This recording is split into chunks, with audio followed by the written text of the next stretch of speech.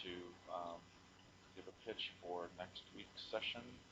On the 24th, we have legal issues for new food co-ops with Joel Dahlgren. And today's session is skills and tools for the organizing stage. Stuart Reed of the Food Co-op 500 program is presenting the session, and I'd like to introduce Stuart. Stuart. Thank you, Mark. And what Mark didn't mention is that his organization is just had a name change. The Food Co-op 500, the Cooperative Development Services Group that works directly with food co-ops is now a cooperative themselves, and want to give a heads up to that. Yeah, thanks. The Food Co-op 500 program, as you said, was sponsored by several organizations, and we also received donations from some of the major producers and foundations that support food co-ops. Our work is all done at no charge to the organizing groups and by the generous donations of those organizations. We try to support you in any way we can through developing new resources, providing referrals, and putting resources and documents on our websites and workspaces that you can use without necessarily having to learn from scratch and reinvent the wheel. We hope to make it easier for all of you groups out there to be able to open new food co-ops more quickly and more with less effort than had to be done in the past when people didn't have that support. So we're always looking for your feedback, your advice, and your recommendation for new kinds of ways to help. And I encourage you to provide that as we, either during or after the presentation, as we ask questions and go forward. I would like to introduce, I have two guests with me today that are members of cooperatives and people that have had lead roles in forming new cooperatives. Barrett Griffith, a great friend of mine who works here in the Northfield area. She is one of the founders of the Just Food Co-op and continues to provide her background experience, expertise, and just good thoughts to other stores starting up. And Melissa Fry, who may or may not yet be on the call, but who is joining us from the company. I'm here. Oh, hi, Melissa. Great. She is working right now with the company shops in Co-op in Burlington, and has also worked at the Chatham Marketplace in Pittsboro, North Carolina, opening that new store relatively recently. So we have some background experience here to shed some additional light on my comments. Hey, Stuart, this might be just a time to advertise again the method of audience participation that we'll be using, which is the GoToWebinar question and answer interface. So we encourage your questions and comments during the session, and you need to expand out the question and answer part of GoToWebinar toolbar, and then you type in underneath, enter a question for staff and submit, and that comes to me. We'll be managing that question comment queue during the session. Back to you, Stuart. All right, I think we're ready to go. So without further ado, if my clicking on my screen works, there we go. These slides are all available on at the same page where you registered for the webinar, so don't feel like you need to write down anything that you're seeing. You can download that material later, but just so you know that there is access to the material and some links to various sites that you might find helpful. I'm going to do a brief review of our development model because it's so central to all of the work that Food Co-op 500 does. This was created by members of the Cooperative Development Services Group several years ago, and is the foundation, if you will, of all we do and how we build our program of advice, recommendations, and everything else. We call it the 4 cornerstones in 3 stages. And I've got today, what we're going to be talking about is the organizing stage, which is the first one. and we will talk about the 4 cornerstones and how those need to be addressed as you work through that first stage. First of the cornerstones is vision, and you will have, those of you who attended the first webinar, Bill Gessner provided slightly different definitions, and that's fine. I think there are multiple ways that you can look at it. I'm going to talk about it from the perspective that I have, having worked with co-ops that are getting off on the ground floor.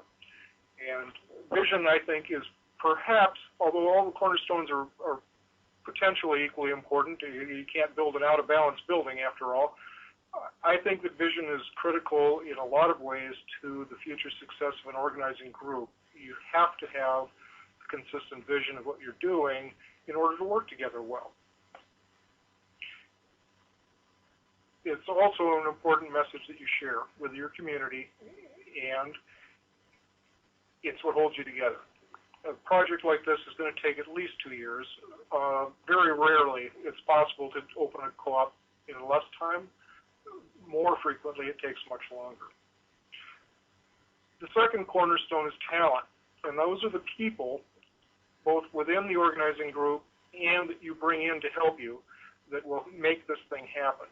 These have to be the people with a shared vision. I mean, these cornerstones overlap certainly.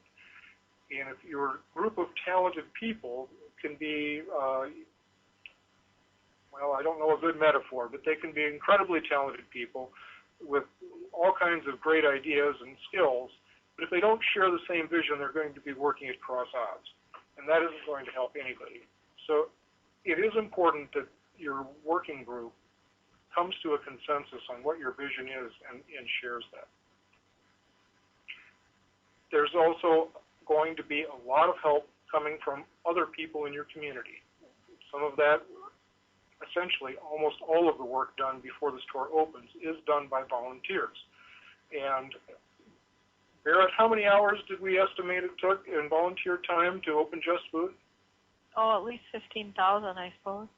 Yeah. 20. We don't want to that was a rough estimate.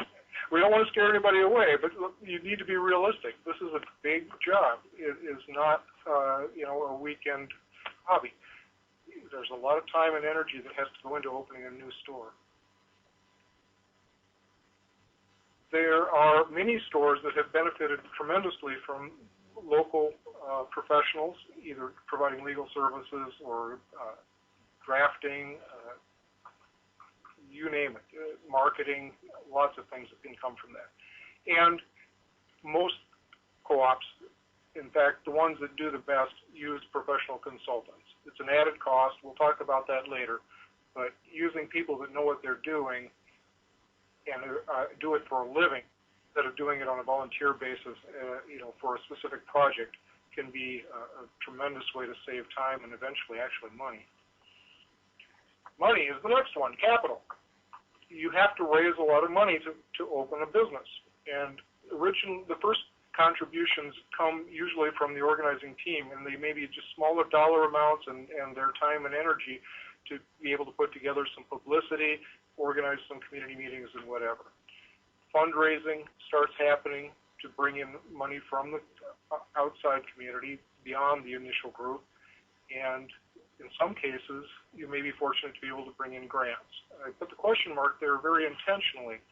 A lot of new organizing groups feel that they're going to be able to raise a lot of money through grants, and that just isn't the case for most stores for a very simple reason. You're opening a new retail business. You're not opening a charity, and almost all grant money is funded by organizations that direct it into charitable organizations. Co-op is not a charitable organization, no matter how much good they do in the community. They are a for-profit business. And that little roadblock makes a big difference. There may be community development grants, on the other hand. That's a different matter. Member equity is a huge part of the capital that you will have to raise to open a store. In the current financial crisis and lending environment, it's becoming harder and harder to get commercial loans of any kind, and co-ops are not a typical business. so you may have additional barriers in working with lenders. Member equity, we usually recommend that it be at least 40 to 50% of your total money raised to open your business. And you're certainly better off if it can be higher. Again, there are some communities that have loan and grant programs for developing businesses or renovation of neighborhoods, lots of different kinds of programs in different areas. In rural development, grants are available in rural areas. You have to look at your own situation and get your eyes and ears out there, talk to people to find out what might be available on a local level. The next cornerstone is systems. And the systems refers to all of the things you have to put together for the business structure. And number one is incorporation. We recommend you do it early so that you have a formal identity and you have a little bit of legal protection. You need to put together financial systems, of course, because you're going to be bringing in money and you need to be accountable for the people that are giving you that money. Very important that you start planning effectively early on, a development plan that outlines where you're going, when and what kind of a time frame that you expect to be able to accomplish that in. Keeping track of information. Membership information is essential. You have to have, not only do you have to have it for legal reasons, but you also need those members' names, addresses, and contact information so that you can provide follow-up communication to them. Let them know how the project is going. Let them know when you're ready to start working for member loans, when you need help, when you need specific skills that may be available in the community. A good high-quality database is an essential element that you really need to work on. Board structure. Mark is one of the people that does training specifically on this, and there is a whole program that the Co-op Development Services has for training boards. It's never too early to start, but it's really important, even if you don't do formal training early on, that you have a structure, that you understand how your board is going to work and how it's accountable. Most organizing groups also use committees to break down that work into manageable subsections, and we'll talk more about that later. Accountability. I can't overemphasize that. Within a group, you have volunteers. There is no accountability like you would see in a normal business environment where you have a manager who's responsible for the overall business who can hold people accountable in part by threatening their livelihood, frankly. In a volunteer group, it can be very uncomfortable, in fact, to hold people accountable, but it's essential. You're trying to start a business. You're going to be working together for a couple of years. You're going to be using people that are coming and going out of the group, and if you don't know who's doing what and you're not making sure that things that are promised are done, you will founder. It'll take forever. Within that board structure comes board policy. It may or may not be a totally different idea, but it's really, again, important that your board has clearly stated policies of what they expect and how they will work. All right, those are the cornerstones. I'm not going to go through all four or all three. We have three stages.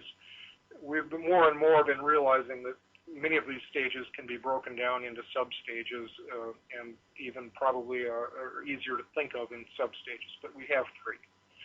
The organizing stage is the only one we're going to be talking about today.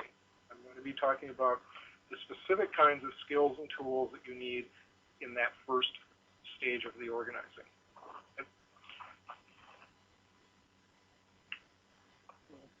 During that organizing stage, these are some of the tasks that you're going to be dealing with.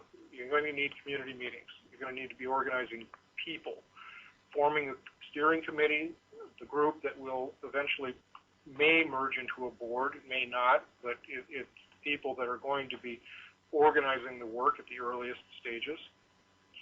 You're going to be needing people that can do communications work for you to get the word out, to communicate to the community and more importantly, even perhaps than speaking, is listening. You're going to need an initial budget. Even just for the early organizing, there are a lot of costs. Running some advertisements, printing some posters, having some community meetings, bringing in food, perhaps consulting a little bit early on to get a head start on your organizing timeline development, a good investment that I recommend. Preliminary feasibility assessment. It's not the same as a market study. A market study is a very expensive and very formal, professionally done study. But preliminary feasibility takes a look at what your conditions are within your community and whether or not it makes sense to try to open a co-op. Again, we'll talk a little more about that. Community surveys are a great tool to use at this stage. They do two things. One, they act as a form of public relations and outreach by letting people know that you are there, that you're asking for their opinions. And I think the questions on the survey frequently imply the vision and direction that the co-op may be wanting to go. So it acts, obviously you're getting some feedback from your community as well, but that other aspect of a community survey, getting people thinking about the co-op, may be more important than the results you get from it. It's very difficult to do a really statistically valid survey. Basic research, and that includes everything from who are potential suppliers, what is the lending environment, what is the real estate environment, and finding mentors. Again, a very important step. Finding another food co-op or another community organization that is willing to work with you and support your efforts can be a very big boost. All right, so those are the basic cornerstones and a basic outline of what is coming ahead in that organizing stage. Now I'm going to start talking more about the specifics. And the organizing team itself is the core group that starts this process and has to really hold it together for a period of 2, 3, 4, in worst case scenario, up to 11 years. Very unusual, but it does happen.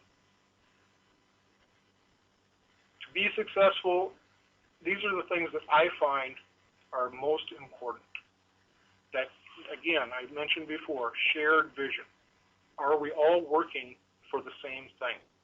Do we understand what it is that we're trying to do? What is our co-op? Why do we have a co-op? What need is it going to meet in our community that isn't currently met? These are questions that you have to ask yourself.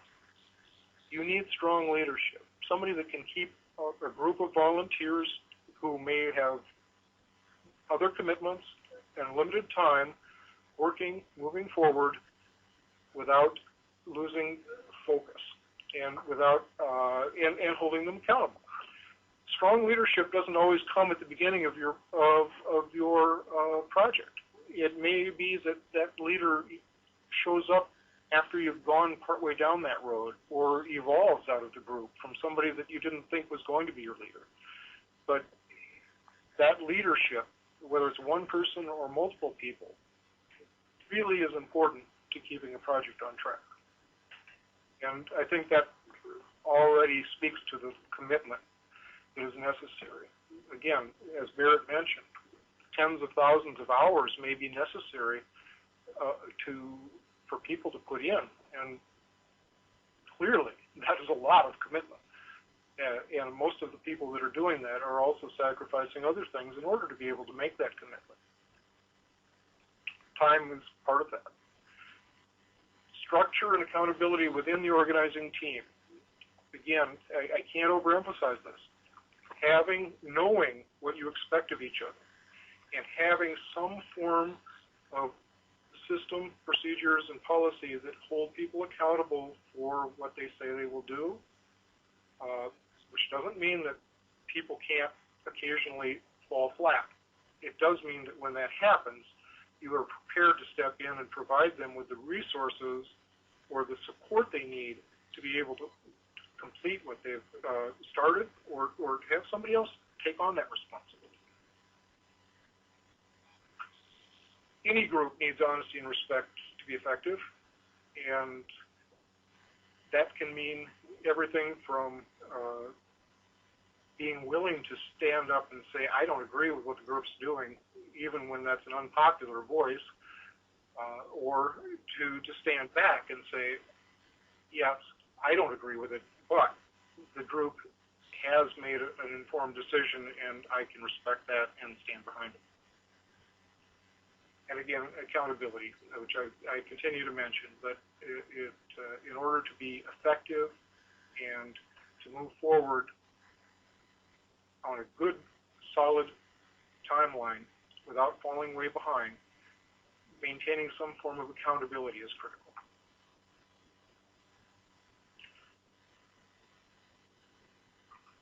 There are different ways of structuring this work, and there's lots of different names for it. So when I use a name for a founding team or a work group or a core team or whatever it is, translate it into what you're using. It doesn't matter. The names aren't that important. But the founding team, when I talk about that, I'm talking about the group of people that first start meeting, organizing, and kicking the ball to get it started. They may not be a board of directors. In fact, they probably aren't. At least to begin with, they won't be. Steering committees, core groups, different names for the same thing in most cases. Okay? Board of directors is a formal body. There may be an interim board of directors in some organizations before you have a member meeting and a formal election, but eventually it will be an elected body that represents the membership, and that is their primary role is as overseers of the members' interests, both short-term and long-term, but hopefully mostly long-term in terms of their viewpoint. I'm not going to go too much into the board things. We've got other workshops on that, but that's their role. Task forces are smaller groups that can be formed to handle specific areas of development, and they are maybe a committee. They might be called a task force. They might be called a work group, whatever. But those are usually composed of volunteers from the community that support the co-op, probably members, although they don't have to be, and usually involving board members. There are the member owners as a group and the community as a whole that will also be part of your structure in a less formal way. Those are people that you have to remain in communication with. It's critical that be part of your organizing process, is to always be listening and talking to your members in your community so that they know what's happening and that they can support something.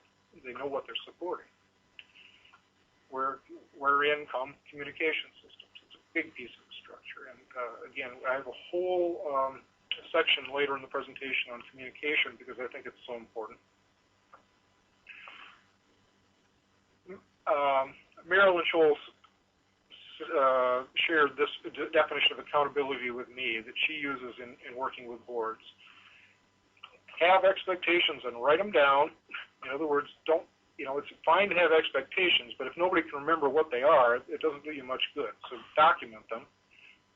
Sign responsibility and know whose responsibility it is. It isn't the whole board's responsibility, but somebody on the board is taking the lead on it. And check. Check back to see if things are being done. Check to see how well we've accomplished our goals, and use that in a continuous loop to replan and create new assignments. All structures need a certain amount of stability. If your complete board turns over every 3 months, it's going to be very difficult to make any progress as people are unaware of what happened before. There's no history. There's no momentum. That's unusual. I haven't ever seen that happen, frankly. But there will be change. You will lose some members. They will move. They will have changes of interest. They will have changes in their work schedule, whatever. The same people will not be with you from the beginning to the end. So be prepared for that, but also be prepared to integrate those newcomers into the group and fill them in and get them on track as soon as you can. I have a little graphic here, which is simplistic, but it sort of is a way I see how this stage of the organizing happens. The red lines are intended, the red arrows, I should say, are intended to show the oversight role. The member owners are responsible for electing and overseeing the work of the board of directors. The board of directors is responsible for creating and overseeing the work of, whether you call it founding team or work groups or whatever, but the smaller groups, committees that do the hands-on work on a lot of the projects. The blue lines show communication links, and clearly there's got to be an ongoing communication back and forth among all those groups. Most essential is that the board and the community are always talking about what is happening, what the plans are, what the successes are, what the obstacles are. Let us know, make sure that the community is aware of what's happening and that they're not taken off guard. That can be a real downer when all of a sudden major changes happen and nobody knows what's happening.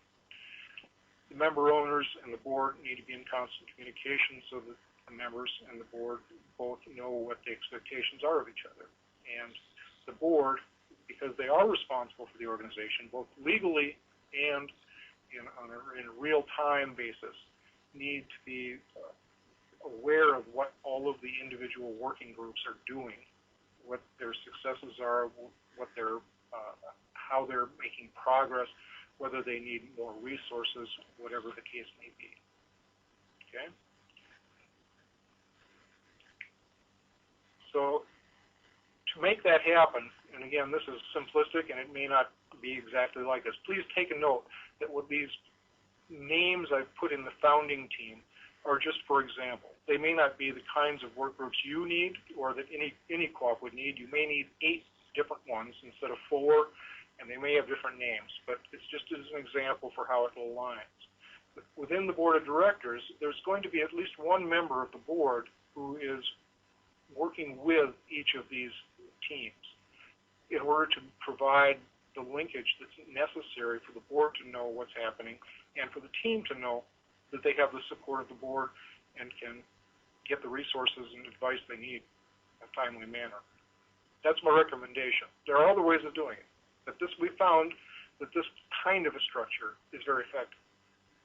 Now, I want to take a little break right here for questions and also for any comments from both Barrett and Melissa about how they have structured the groups they've worked with and how that has worked.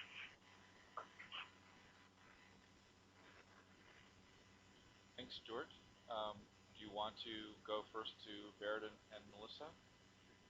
Yeah, so let's, if they have we don't have a whole lot of time for discussion, but if you could give us some insights into how you've organized and what you found effective.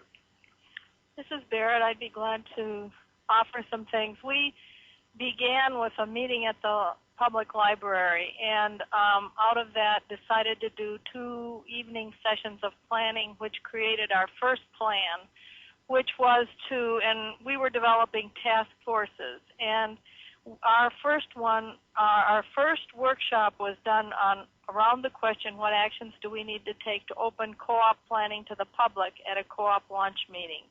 And this was about 5 months out.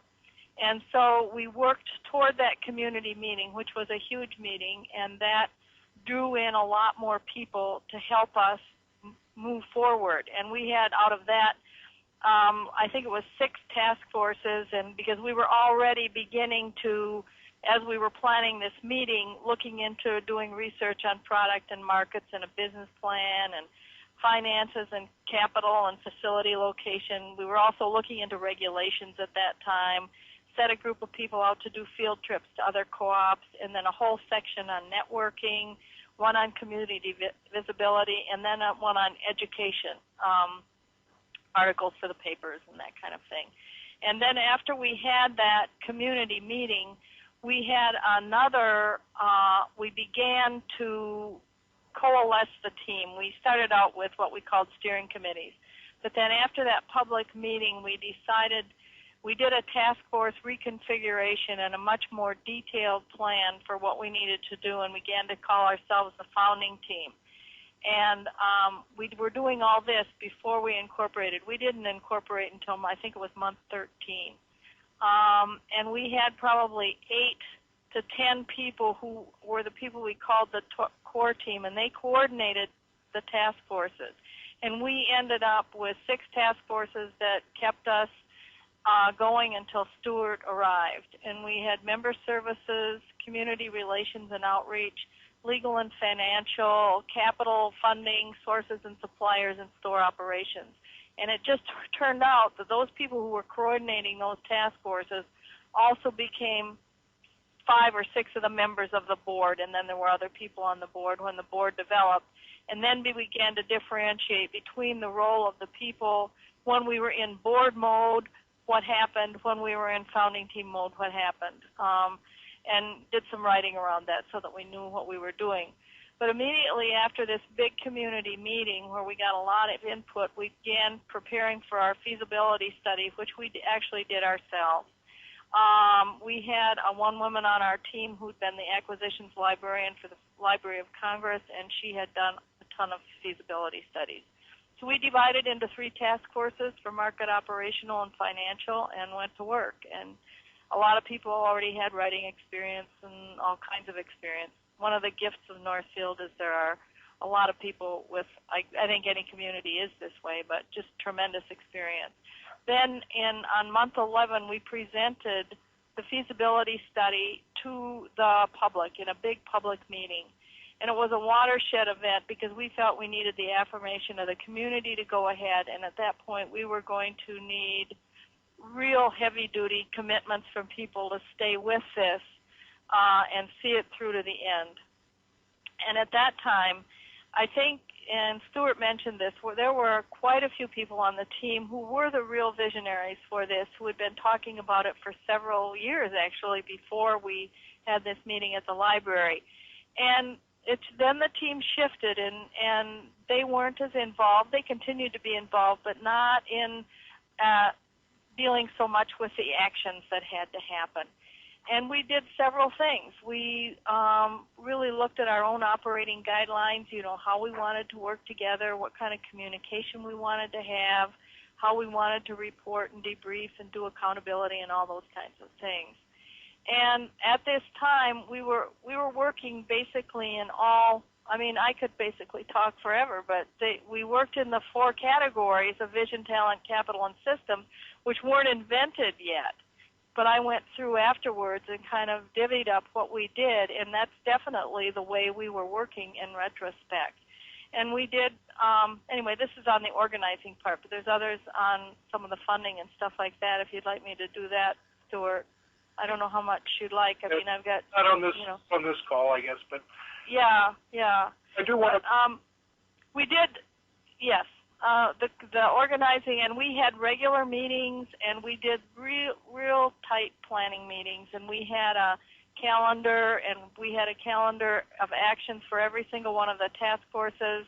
We had assignments for everybody, and we never had problem with accountability because people were very excited about this, and they wanted to get it going. And I think a key for us was our actual meeting structure, where we basically, I played the role of gathering information and getting it back out to people. So we would go to a meeting and everybody would have the same information and would know where we were at. So we would be able to just go right into our meetings. We didn't do any other reporting unless it was something that wasn't already covered. But we would always make a list of what decisions we needed to make and what is priority of those decisions. Then we would discuss critical issues with the most important first, and then see where anybody needed help, and we worked in cross teams if people needed help. And the task forces themselves each had a coordinator, and they frequently met outside these other meetings, and it just really hummed along very well. And people, we decided to call it the founding team because we wanted to communicate open membership.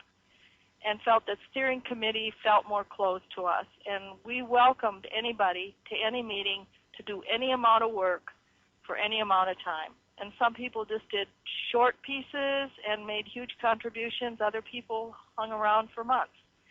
And so it was just really fantastic.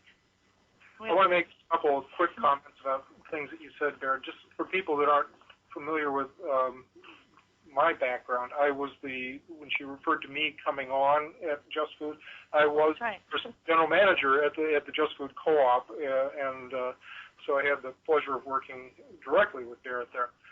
And the second thing is, she mentioned that they didn't incorporate until about month 13. And in the past, we generally have not, as consultants and advisors, had made a recommendation for early incorporation, but we are doing that now. And if you take a look at our legal primer that's available on our website, there are some explanations for why that is, but I won't go into it in depth. Melissa? Well, I was thinking that would be one thing I would comment on, like Barrett, because we came shortly on your heels there with my first project at Chatham Marketplace. We didn't have the benefit of this model either, but as it turns out, in retrospect, we did follow it to a large degree, and so it does seem like a really sound model to me. And now in my second project, we are more, deliberately able to, look at it and check our actions against it, and so it's definitely very useful. But in both of my projects, we did incorporate very early on.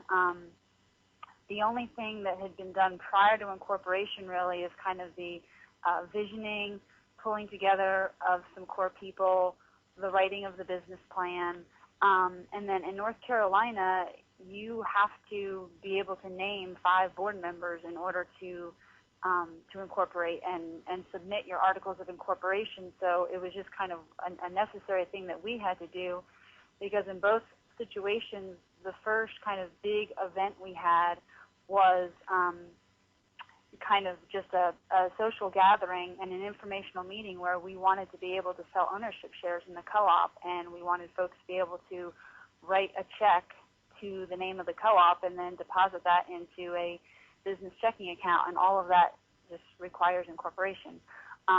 So that was the path that we had followed.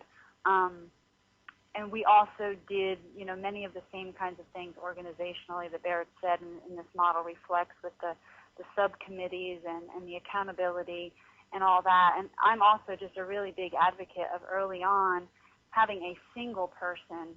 You need this core group, whether you call it a board or it's a steering committee or founding team. You need multiple people that have got a lot of time and energy to commit, but I feel really strongly that you need one person, whether they call themselves project manager or team leader or whatever, but it really, I think, requires a sole person to kind of keep everybody on task and just organized and spearheading, and especially as you start to get into like media relations and things like that, to have that one voice for them coming from a single person.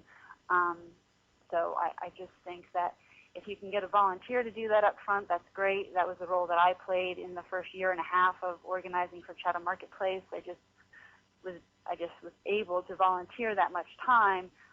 It's essentially a part-time job. I'd say 20, 24 hours a week for whoever's going to take that on.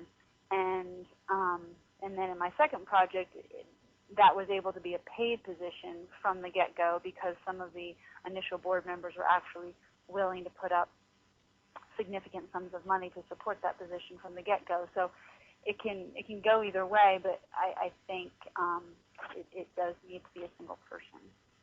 That's a great. I want to second what Melissa said too, because I did play that role here too, and I agree with you totally. There does need to be somebody who can kind of watch over the whole works and initiate communication and coordinate it. Yeah. Right. I would say that I third that, but all too often there isn't a person who has the time, energy, and skills to donate that. And we're increasingly trying to recommend to groups that they can seriously consider hiring a part-time project manager as soon as they possibly can. It makes it helps to keep the project moving in ways that you are almost, you wouldn't even consider it if you didn't see it. But again, we'll talk later about what you get for the money you spend, and a lot of times I see too many groups that are penny wise and pound foolish, that are just afraid to spend any money on outside help, when the truth of the matter is that it would make their project happen in half the time and probably at half the cost. So, thank you. Mark, how are our question log? Do we have? We certainly have some. A couple, but then I need to get back on the presentation, I think. Okay, great. Let's see, I have several questions here on the under the kind of header of talent. One person is writing in and asking about best advice for helping the volunteer group stay sticky. They've had some situations where volunteers will offer to take charge of an important task and then quit the group, and that has a big cost to the progress. So, any tips for that listener? I'm going to pass that one on to frontline people on here.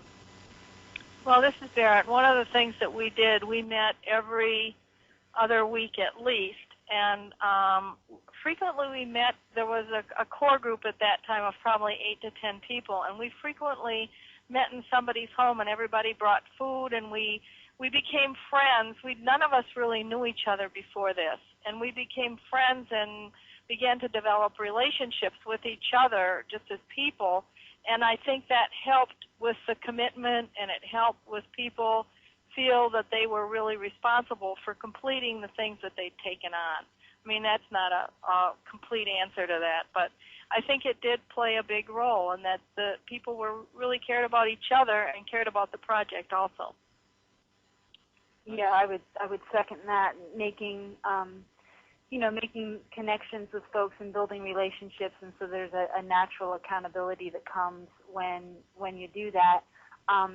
The other thing is just be very wise where you put your assignments. We tended early on and continue to act this way, is that the really kind of critical things and things that require more responsibility are basically going to be spearheaded by a board member, and then they may be assisted by volunteers that are not board members, but that you kind of keep tabs on all your various committees by having a board member or steering committee member on all of those committees, and that tends to help with accountability. And then if you lose a key person in that committee for whatever circumstance, you've still got a board member in there that's in the know, knows what's going on, and could perhaps pick up the pieces a little bit easier that way. And then I learned this from some folks on my initial board at Chatham Marketplace, and it's just very logical, but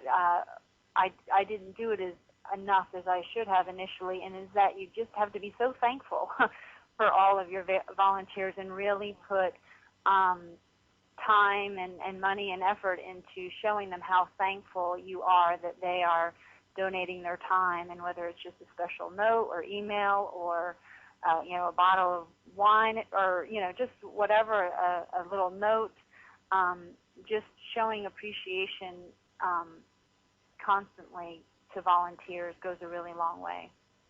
Yeah, I agree with that totally. And I also, one of the things we did is we asked people what they wanted to do. We were always very clear about what the plan is and what needed to be done, so that everybody was pretty much doing something they wanted to be doing and had passion for and interest in. I have another talent question, kind of on the other side of the spectrum of having volunteers who are committed and involved, but not being effective and not being able to let go of the project in a way to help it move forward. And any advice on helping someone see that it's time to let others step in or have others do some work? Well, with us, when we would meet, we would always ask where people needed help. For one thing, we had a chart that everybody had of everybody's name on it and what everybody was working on. And so we met often enough so that we were able to monitor where we were at, and someone would step in, if something wasn't going well, someone would just step in and help that person, and then sometimes sort of a transfer of responsibility would happen. But I think it's also key that we did have someone who was coordinating each of the task forces that did exactly what Melissa is saying, is watch over it and be able to step in when necessary. Yeah. Nice. And just for those of you who joined the session after we made our last tutorial on how to ask questions, we're using the written interface on the GoToWebinar toolbar. Look forward to your questions. One other talent issue or comment that came up was, is there a correlation between how many members you have in the co-op and in order to draw on people to establish as your core group? Is there a correlation there? Well, we didn't have any members when we started. So I mean, we just had a group of people, and then we began to, after we incorporated, then we sold memberships to everybody who had been a part of the group, and then it just kept growing, and we would be at every festival in town. I mean, we would be selling memberships everywhere we could. And so we worked with the team. Our team worked for quite a few months before we had any real members, because of course we couldn't sell memberships until we incorporated. Yeah, you need that core group before you have any members or owners. I would add that I've seen organizing groups recently that had a very strong core group and that was almost all there was in the organization. At the very earliest stages, obviously that can't be sustainable, but it is possible to get an organizing group together, and you do have to have some kind of a group together to start bringing in people and communicating and organizing meetings. I mean, it's just an essential step. And then, Stuart, if I could just have one more question submitted here.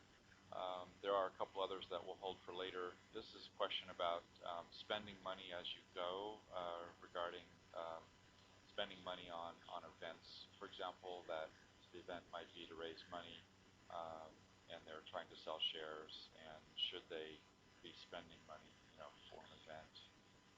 Yeah, I'll take that one. Our recommendation is that money that comes in from membership, shares, member equity, donations, or any of the early fundraising is all money that you use as you get it. You need that money to carry on your efforts, and it doesn't make sense to set it aside in escrow. Otherwise, how are you going to make any progress at all?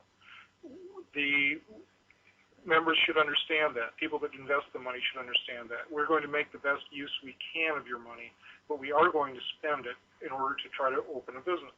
That's why we got the money from you. However, when it comes to starting to raise member loans, then there's a distinction. Those are often held until a final decision is made that we are going to open the store, that we've made we have our financial commitments, and we have our site, and everything is in place before we will start using member loan commitments. So that would be the distinction. But I would say, yes, you do have to spend membership equity and any other fundraising you do early on, or you won't have any way to proceed. Right, and I agree with Stuart. I would just add that share money that you do have to use some of initially to keep the project moving forward just needs to be spent as frugally as possible. So you may have people on your team that are graphic designers or marketers, and of course there's all kinds of wonderful ideas that can be pursued early on. But if you have, just to be very concrete, if you're going to do a brochure, which I would highly advise to do a trifold brochure with an ownership application in it to help spread the word around the community, you can go all out on that. It can be glossy, it can be color, or you can do it on, thinner paper, black and white, that kind of thing. And I would always just recommend doing the more frugal thing early on, because money becomes so tight when you actually start having your hard costs of upfit and hiring people and things like that I have found that I've never regretted being as frugal as I possibly could during the initial startup phase. Mm-hmm. Yep. We developed a team budget like within the second month of meeting, and it was just very frugal. And we tried to get as much as we could in kind. Like when we did a public meeting, we would say give $50 to the church, which had a huge hall, and things like that, and had people bring things, and got in-kind work on designing a brochure. And I mean, we just did a lot we just watched it very, very carefully. It goes back to my earlier point about one of the key steps is to develop your initial budget, and that by having a budget, it helps you control those expenses. Hey, Stuart, I have several questions on spending money. Do you want those now or later? I think we're going to have to hold off on questions for a little bit so that we can get through at least hopefully most of the presentation. If you don't mind, please also note that people that ask questions that we can't cover during the presentation, we will try to provide answers later. So it isn't. All right, moving on then. Now I'm going to go back to some of those key points that I mentioned earlier and talk about specifics. During the organizing stage, keeping good records and documentation, you need to start this early on, and because you are forming a business, and you do have legal responsibilities. The legal responsibilities are largely included in the board minutes, and those can be fairly concise. Board minutes are not intended to document discussions. They're documented of decisions that are made and motions that are passed. Things that are formally accomplished during the meeting are what need to be documented in board minutes. That can be a long discussion. There's lots of other resources on how to do proper board minutes, so I can't really take the time to go into it in depth. But as a board or decision-making body, if you're pre-board, you at least need to document what decisions are made, who is responsible for them, and when you expect to see a result. Any policy decisions that you make, record them. Don't just make them and forget them. It's so easy to go back a year later and say, well, I thought we said, and nobody remembers and nobody has a record. Policy manuals are easy to create in a ring binder, and whenever anything is added or changed, it can be popped in or popped out. It's not terribly difficult. It just takes organization. Essential membership data. Again, we talked about that earlier, but it is just essential. Make sure you have a good system for maintaining membership data. And financial records. You are probably not going to be incurring any kind of tax liability during your early organizing stages or anything like that. But you do need to keep good records of any membership income that comes in, because that becomes part of your permanent record. And you do have to have records just to document your fiscal responsibility of the money that comes in and goes out on all of your expenses. And you might not think of it right away, but someday you're going to really wish you had good historical records of what it was like opening a co-op. And people will want that. So think about that early on, and having a group historian, somebody that just wants to keep track of that kind of stuff, could be a real asset. Good volunteer opportunity. Communication systems, critical to maintaining that accountability and shared knowledge base that your working groups, founding team, and your board all use to make sure that you're getting a job done. And there are a lot of different systems that have been effective, but almost every group that I currently work with is using email extensively. Even a few years ago, there were a lot of people that still were uncomfortable, but now I can't imagine that you wouldn't use that for communicating with each other. Another system that we're using or seeing used a lot are web-based groups like a Yahoo group or whatever one you choose to use. A lot of them are at no cost, but it allows for a group interface among the people that are organizing to share information, documents, and schedules. And the next step from that would be a workspace, which, and this I have found that most people aren't as familiar with unless they're more advanced in using technology. But we use them in Food Co-op 500, and Cooperative Development Services uses them. They are basically a virtual office space that you can sign up for at relatively low cost, and that space can be used to keep a group calendar, to upload and download documents, to have discussions, and numerous other things. If people on this call are interested in that, you could certainly talk to me about some of the options that are out there and how effective they could be for a group organizing effort. I think they're a great opportunity to keep all your information in one place where everybody has access and can get to it. Newsletters. Your members, as you sign them up, and your community are going to want to know what's happening, and it is essential that you tell them, or they will lose faith.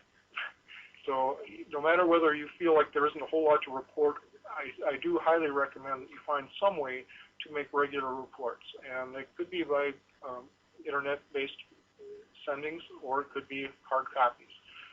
Leaving some in public places where people can pick them up is a good idea. And of course, you've got your general outreach and advertising efforts, which are basically intended to bring the word to people that have not yet heard. And there's a lot of resources for doing that. In fact, there is a webinar being hosted by the National Co-op Business Association. The link is on our website on the events tab for that webinar, and it's specifically on marketing. And I know the person who's presenting it. I've read his book and talked to him. I highly recommend it.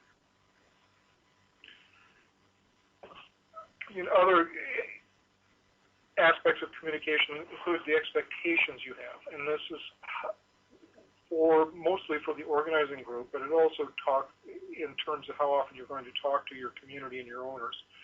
How often do you do that? I mean, how often are you going to meet? Is once a month enough? I don't think it is. I mean, Barrett spoke to the fact that they met at least every other week. I think during some aspects of a project, your teams might be meeting as much as weekly, or at least some people do. It comes, again, back to that whole concept of time commitment and, the people that can lead. You need to be good at telling people what you want to say. I mean, the right amount of detail and clarity, not an 80-page report to tell somebody that you found 2 sites in town that might be available.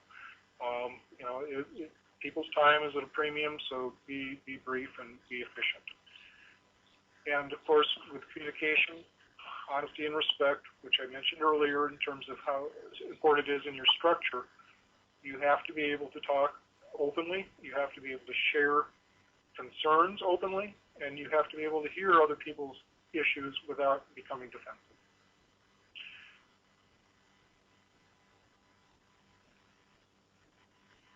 I was going to take some comments there, but I think we're running a little behind the schedule I was hoping to be on, so I'm going to skip to a couple more slides here, and then we'll take some comments and questions. There are a lot of tools that you can use yourself. This is the tools part of this presentation now. And when I say that's one of the major goals of the Food Co-op 500 organization is to provide as many of these self-help tools as we can, knowing that we can't possibly work with the 100 or so organizations around the country face-to-face. So we have been putting together a lot of things. We did not do this. The How to Start a Food Co-op book, most of you have probably are familiar with, was done by Karen Zimbelman with help from other people and has been out for quite a while. It isn't completely in alignment with what we currently recommend, but it's still a great resource for starting out. That's me. There's only one of me, and I'm always here to answer questions by email or phone and to give advice when I can. If I can't, I will try to find somebody that can help you. We have a ton of material on our website, and there's always more being added. So if you haven't been there, or if you haven't really checked out all of the sections on it, I highly recommend that. I talked about workspaces in the communications slide, and we have one that we use for the purposes I mentioned. We have a document library there. We have a resource database of links to other websites, and there's an opportunity for users to blog there. So if you're interested in that, by all means, we hope you would sign on. Or I'll have a sign-on link on this future slide. These webinars, not just to mention that you're here today, obviously you know about them, but we have, as Mark mentioned, this is a series of 12, and they're roughly arranged chronologically through the development process. So as we go through them, we'll be getting into later stages of development, and we hope you can come to them. We also have an archive at the same place where you registered of past presentations, and as these are done, they will all be added to that so that you can download and review a presentation if you can't be there live. Tremendous opportunity for keeping involved in what's happening in the co-op world, and a lot of the material is actually very relevant for startup groups, is the Cooperative Grocer magazine.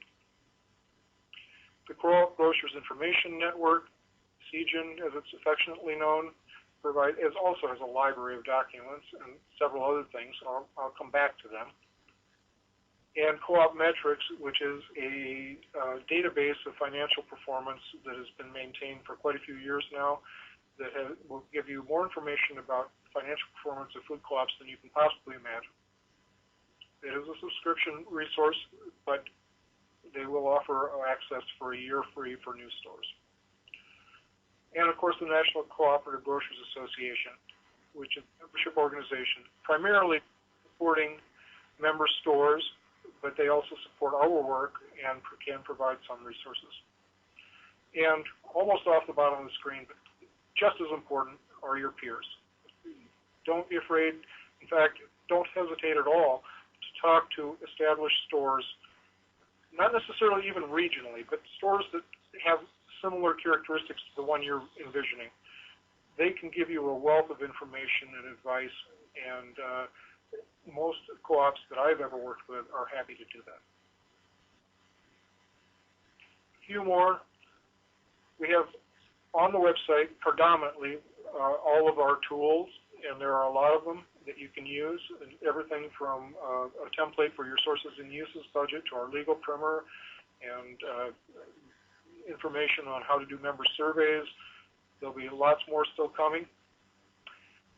The best practices membership and marketing document, which is a tremendous asset. It was built by on the front lines membership and marketing professionals from co-ops with recommendations for best practices, as it says, on how to set up a membership program, how to market your co-op. Stephen Van Yoder is the person presenting that webinar I mentioned that NCBA is doing on marketing. He has a book out called Get Slightly Famous. I've read through it and was very, very impressed with the quality and quantity of information he provides on how to get your name out in the market. The Get Slightly Famous concept was perhaps originally designed for individuals who wanted their name to be synonymous with quality in the work they did. But it works, and what he has in there is equally as useful for an organization like a new co-op getting started, and how they can get their name out and become a recognized entity in their community. So I think that is one of between the membership and marketing document and the Get Slightly Famous book, you can have a lot of good ideas on how to get the word out in your community. An older series of effective books is the North Country Cooperative Development Fund sponsored a series of toolbox books on different topics. Now, some of the information is a little dated, but they're still valuable, and I would recommend you at least take a look at them. You can order them through the Cooperative Grocer magazine or their website. And in order to help find other co-ops that might be in your area, or just to find out more about other co-ops, you can use a co-op directory. And again, that is also on the Cooperative Grocer website. There are more than one, but that's the one I use most often. And the interesting thing that you can do with that I do recommend is that almost all co-op websites, which they list, will have in things like their bylaws, their membership requirements, information about their store, things that you can use to get a lot of ideas. So I'm going to go back and give these are more for reference than they are for discussion. But if you download the slides from the resource, the registration page, you'll have the links for some of these other sources of information. And I want to take just a few minutes. We don't have too much time, but just a couple minutes here to ask if there are any other recommendations that either Barrett or Melissa would have for the kinds of tools and resources that they found available for self-help, specifically self-help. Well, we had every single person on the team read How to Start a Food Co-op so that we were all on the same page, and it was really helpful. And I think the next thing for us was when shortly after we incorporated, we began consulting with Bill Gessner, and that was just invaluable, and we got a $13,000 grant from USDA to train the founding team, which included all Bill's work with us. And it was just invaluable. Okay, well, we'll talk about the paid help, but specifically things that you can do without going outside your own environment. I would say doing a really good job of hand-picking whoever. There's kind of like the core, and then there's the core. So in the projects I've been involved in, there's maybe been 2 or 3 people that are really the kind of the nucleus of the initial vision and work. And then you need to get bigger than that and become a formal board. There's just more work to be done than that number of people can do. And then so you kind of get this bigger core. And as you are developing that bigger core group, think specifically about what skills would come in handy in doing this kind of project. So you want somebody with, strong business skills, and it's very unlikely that it would be a food co-op, but just business skills in general come in very handy. Folks that are long-term members of the community that you're trying to put this co-op up in, somebody that might have agricultural connections, a lawyer, a real estate agent, a CPA. These are all the kinds of people that you want really close to you on your board and providing you pro bono services and things like that. Well, yeah, we had one woman who was on the early board who was also a farmer and a lot of other things, and she really organized all the connections with the local farmers in the area and the local suppliers, and also organized we had a winter farmers market that we did, where she organized getting all the farmers to come in for that event. I think we did one a month that first winter, and that was fabulous in terms of getting people linked into the actual local food community. She was also the link to we had 10 buying clubs in town. She was also the link to all those buying clubs and getting them on board to have a co-op. Yeah. All right. I'm going to go through these, Mark, and a few more slides, and I think what we'll do is try to catch as many questions as we have time for at the end. Okay, great, thanks. All right, so again, I'm not going to spend much time on these because I've already talked about them, but for reference, is how you can access some of these tools. Start a food co-op. You can download it for free online. You can also order a printed copy if you really want to. Hopefully you already have our website, but that is our address. And if you are interested in our web workspace, you can register here. There's a couple of caveats. We accept admission requests from people that are working on organizing a food co-op. We have some requirements for how you participate, and you can't upload documents yourself.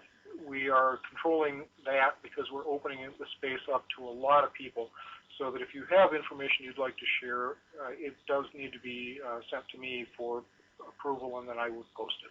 But other than that, it's basically a library that we're hoping that you will help us to populate.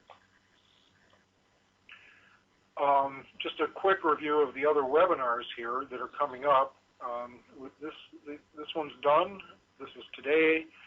The legal issues is being done by our attorney, Joel Dahlgren, who helped us write the legal primer. That's going to be a tremendously valuable webinar for anybody that has questions on legal issues.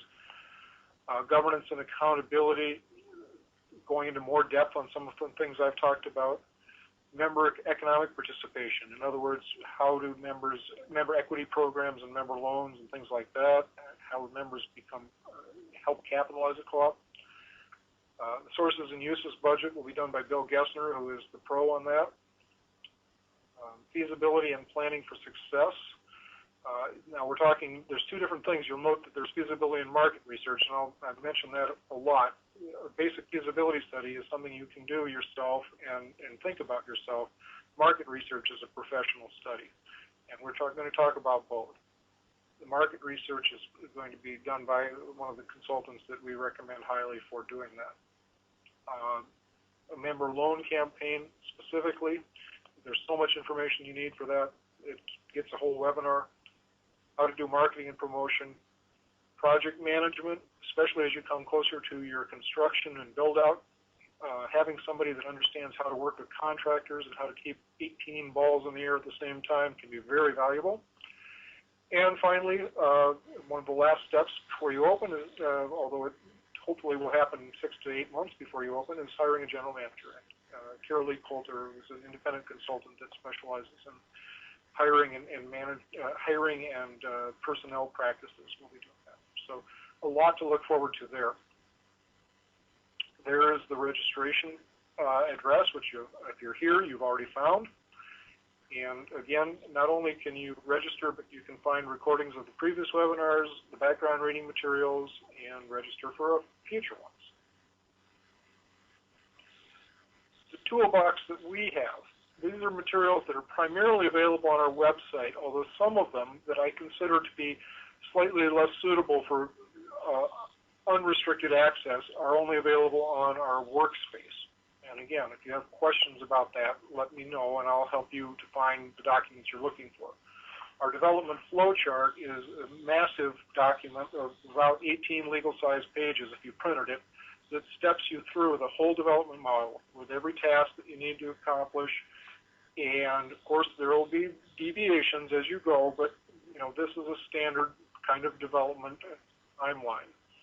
And along that timeline, there are links that you can click on to take you to documents and resources and other websites that will help you with those particular tasks. Webinars, of course, are part of our tools. We have a community presentation that you can share with people in your community or your organizing group to help explain what a co-op means when it comes to town, what it will do for the community and for the owners. We have the legal primer, which outlines most of the legal considerations that the starting co-op would need to think about, from incorporating to bylaws to member programs and member loan programs and beyond. And we have a frequently asked question document about customer surveys. That will be supplemented soon with a template for doing customer surveys, but that's not quite complete. And again, we have a link. We didn't create it, but we have a link to the best practices for membership and marketing. So all those tools are available at no charge to you. Cooperative Grocer Magazine, here's a blurry-looking image of the way that magazine comes out. And I highly recommend that you order that for all of your core team or your board members. There's their web address. And in addition to the magazine itself, at that address, in addition to being able to subscribe to the magazine, you can also look at their archive of past articles for free. You can order the NCDF Toolbox series.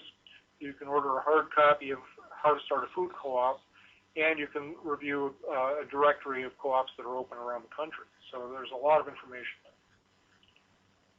The Co-op Grocers Information Network was formed by managers of some of the co-ops in the United States to share information more effectively, knowing that we had a huge amount of joint resources that weren't being used as well as they could. They created an online library, and that library contains, at this point, I think thousands of documents that have been shared by co-ops around the country on everything from payroll policy to job descriptions to, whatever you can imagine. It is a subscription service. You have to pay to get on it, but it's very valuable, I think, in finding information about how things can be done without having to, again, reinvent the wheel. They also sponsor some listservs for different areas of interest. A general one, which is open at no charge to anyone who's interested in co-ops, and will have questions posted about almost anything you can imagine. Also archived, so you can look at past discussions. And then there are some more specific ones for membership and accounting and whatever, and some of those do have a cost affiliated with them. On their website, they have a lot of links to other co-op sites, and they also have a regular news posting that lets you know what's happening in the world of co-ops. And if your co-op has an article that's put into press, chances are they will let the rest of the world know about it. They have an opportunity for posting job openings, which could be of interest when you get ready to hire a general manager or a project manager. That's their web address. The NCGA, National Cooperative Grocers Association, is technically a business services cooperative. It's owned by the co-ops that are members. There are 110, I believe is the current number, of member co-ops representing 130, yeah, there we go, I got the numbers, 130 storefronts. And they are right now meeting in Seattle, Washington, having their annual meeting, and who knows, we'll probably have all kinds of news from that to share with you later. This is an organization that any news co-op should be in touch with and should try their best to work with to attain membership. The support that they provide and the access they provide to group contracts for services and goods are incredibly valuable. I have worked with that organization for many years, both on in a regional group leadership capacity as well as a member co-op. And I can't think of any single thing that will better support a new store than being a member of this organization. Aside from having, more money than you know what to do with, which is unlikely. Finally,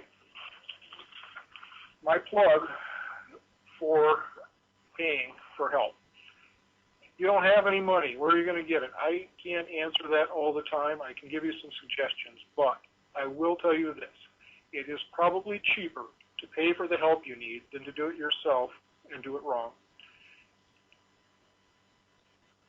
It will ensure that your project is completed in a more timely manner because you will be able to move forward much more quickly than if you have to use volunteers and people that don't necessarily have professional experience in retail store, let alone in starting a retail store and a co-op, trying to figure out what they're doing.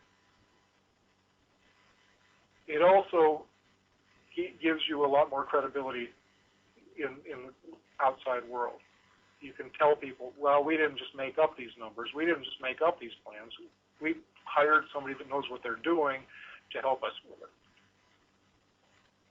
There is a lot of help available. Some of it costs money, some of it doesn't. And I'm going to run through some of those key aspects of getting your store open and just give you lists of where you can find help. Again, I'll do this fairly quickly, but the slides are there for you to download so that you can go back and reference them. For general support, I'm here to take questions, happy to help you. The CDS Consulting Co-op, which is the food co-op specialist in the Cooperative Development Services group, are an incredible group of talented people that have specialized in working with retail food co-ops. That's what they do. They do it all the time, and they know what they're talking about. I can't recommend them highly enough. There are other cooperative development centers. Some of them have very talented people as well. I haven't worked with them as much as I have with cooperative development services, so I will just tell you that they're out there and that you should check on them if they're in your area. And if you need help finding one that's in your area, again, talk to me. I'll be happy to help you. There are other professional consultants that work independently. I can refer you to those if you have a specific need, or you may be able to find them on your own. And in fact, some stores have used professional consultants from outside of the food co-op sector for specific kinds of help. That can be problematic sometimes if they don't understand the realities of our market. At other times it can work. So I recommend that if you're looking at any kind of consulting arrangement, talk to people that have used them, find out how well it worked, and you can ask me for a referral again as well. And co-op peers, of course, we mentioned earlier, don't forget them. Doing presentations at community meetings. Talk to your neighboring co-ops, first choice, I would say. They can talk from their own experience, they give it a personal perspective, and a lot of times they can be very effective speakers for you. Some of the co-op development centers have people that would be willing to help with this. I have a PowerPoint presentation on our website that you can use. You can download it, and it's very generic, but it talks about what the impact of a co-op is in the community, what a co-op really is, structurally, things like that. And I'm sure there's other. I was going to open this up for questions, but again, I think we're running a little short on time. Not for questions, but for suggestions. So I'm going to skip that. For incorporation, we have our legal primer on the website, the upcoming webinar. You may be able to find lawyers with retail cooperative experience. There aren't very many. I know of only a few in the entire country, in fact, that have retail cooperative experience. There are many more that have experience working with producer co-ops. And some co-ops have had good luck working with law schools and gotten pro bono services for some kinds of legal work. That can be effective in some cases, but again, depending on how complicated your situation is that you need advice on, when you start looking at member loan programs, for example, or problems of incorporating in the District of Columbia, where it's not technically a state, you need some real serious help. For financial planning, another webinar for that one coming up. We have a sources and uses budget template on our website, and again, I would recommend consultants for this. Financial planning is very complicated, and when you're trying to budget for 5 years into the future, or project a budget for 5 years into the future, you need to know what you're doing. Grants. Probably not a big part of your budget. I'm going to reiterate that, but we do have some references to documents that list potential grantors. Within your community, you may have volunteers that were willing to help you that have had experience writing grants or know of local grant opportunities. The cooperative development centers, all of them have had some experience with grant writing and may be able to advise you on possible opportunities. And again, the professional consultants have often worked with co-ops that have either gotten grants or have helped them to get grants, so they can be a valuable resource. Local community development money. Always check to find out if that's available through your local government. For general planning, you may be able to find volunteers that have experience doing project planning or management. Otherwise, you can hire a consultant, or you can actually hire for the position itself. We have the question and answer document on community surveys to help you understand what you need to look for in either creating your own or hiring somebody to do one. We hope to have our template of a community survey out very soon so that you won't have to create your own. And of course, there's the opportunity to use professional survey companies, which will cost you considerably, but will give you probably easier to interpret results and more statistically valid results. For membership, we have our best practices document that I've referred to, a webinar coming up, consultants that can help you extensively with that. When it gets to creating a membership program and setting up share programs, you will want to have that reviewed by a lawyer, and preferably somebody with consumer co-op experience. Your peers can also be good advisors, but I put a question mark there intentionally because there are so many different kinds of member programs, some of which were created 20, 30 years ago and are still being used, and they're really not any longer considered a best practice.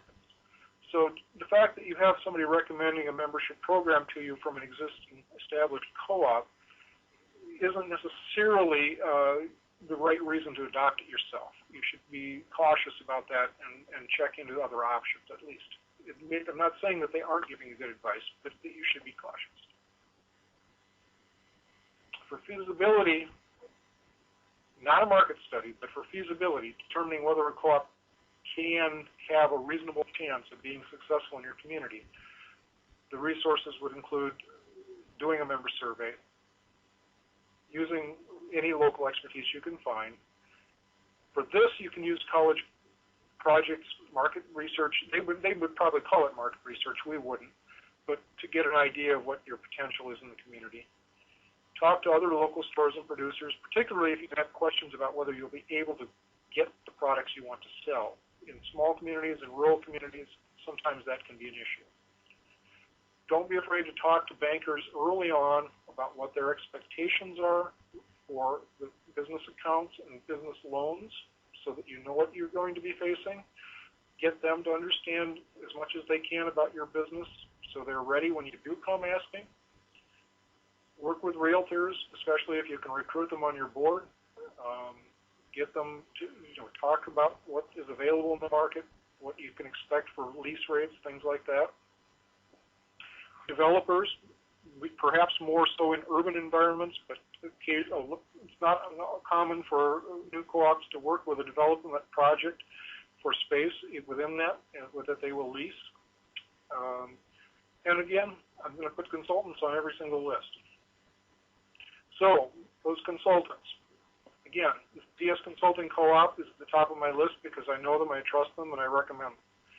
Other regional cooperative development centers and independent consultants are all out there. Within the independents, I recommend, if possible, to work with co-op specialists.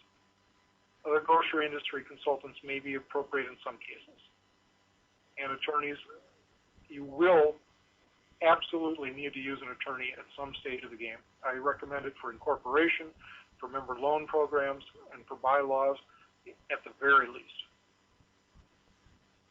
And then, of course, the peers. Peers can serve many roles: mentors, advisors, supporters, and trainers. And in the early stages, it's mostly going to be in the mentors, advisors category, perhaps some support. Later on, you can use a lot of stores have been willing to share their expertise to help train your staff or get ready to open. All right, so that was the whirlwind ending. I apologize. I think we've gone slightly over time. Are we there, Mark? Yeah, thanks so much, Stuart. That was a full presentation, and thanks so much to Barrett and Melissa for bringing in your perspectives. The recording will be posted later today or tonight, and also there will be a session evaluation form that will come up. Actually, I think the way it's going to work is it'll be emailed to you to the email address that you use for registering for the webinar. That's how today's session was set up for the evaluation. Stuart, anything else in closing? Just a thank you to Barrett and Melissa for being available today to help, and I apologize for coming short on time so that I couldn't take full advantage of your expertise. Anybody that did have questions that we can respond to later, we will try to do that. Okay, and tune in next week for legal issues for new food co-ops with Joel Dog. Thanks everyone. And Mark, will you give me a call when we're done? Sure.